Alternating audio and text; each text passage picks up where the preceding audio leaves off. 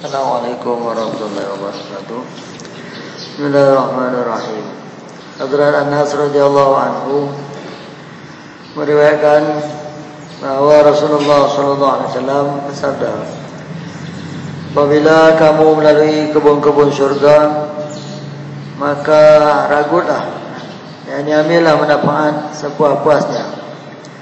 Seorang bertanya, apakah kebun syurga itu ya Rasulullah?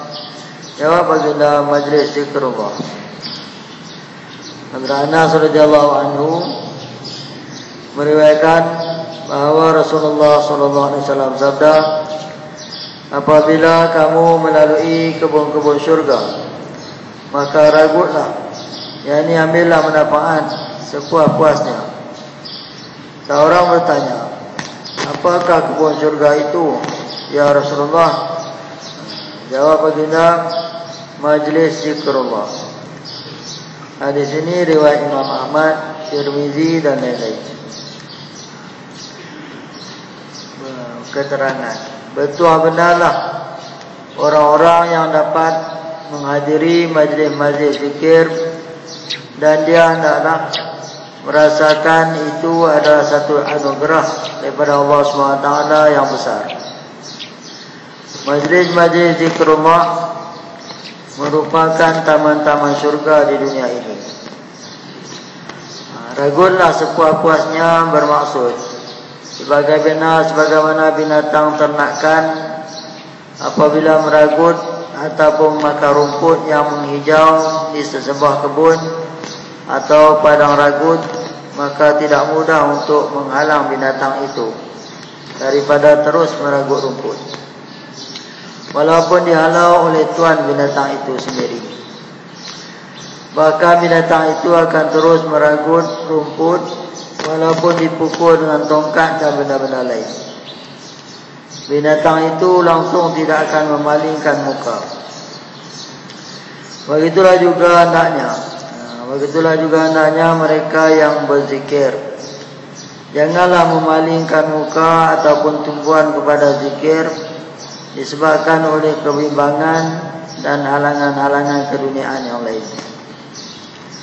Dalam hadis yang di atas, majlis-majlis zikrullah diumpamakan sebagai kebun-kebun syurga, kerana di dalam syurga tidak terdapat sebarang musibah.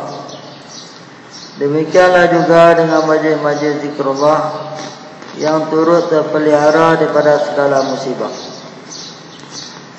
Dinyatakan dalam sebuah hadis lagi bahawa zikrullah adalah penawar bagi hati. Segala penyakit hati seperti takabur, hasad dengki, iri hati, buruk sangka dan sebagainya dapat disembuhkan melalui zikrullah.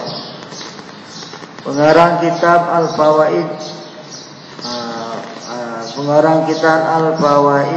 Silfus Salih wal Awaid menulis bahawa sesiapa yang sentiasa berzikir akan sentiasa terpelihara daripada segala bala bencana.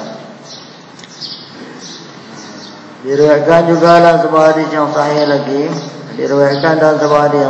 bahawa baginda Rasulullah sallallahu alaihi wasallam sabda, aku memerintahkan kamu supaya berzikir sebanyak-banyaknya.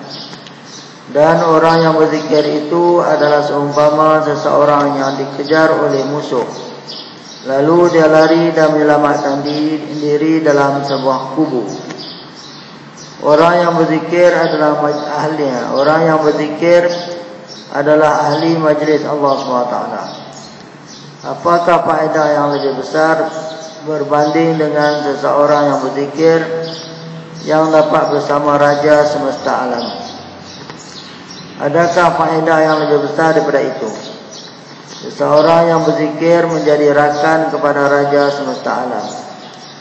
Selain daripada itu, melalui zikrullah, hati seseorang itu akan menjadi tenang, hatinya akan bercahaya, dan kekerasan hatinya akan hilang. Terdapat banyak lagi faedah-faedah yang lain dari segi zahir dan batin. Malahan Seseorang malahan setengah ulama menghitung sehingga mencapai 100 manfaat.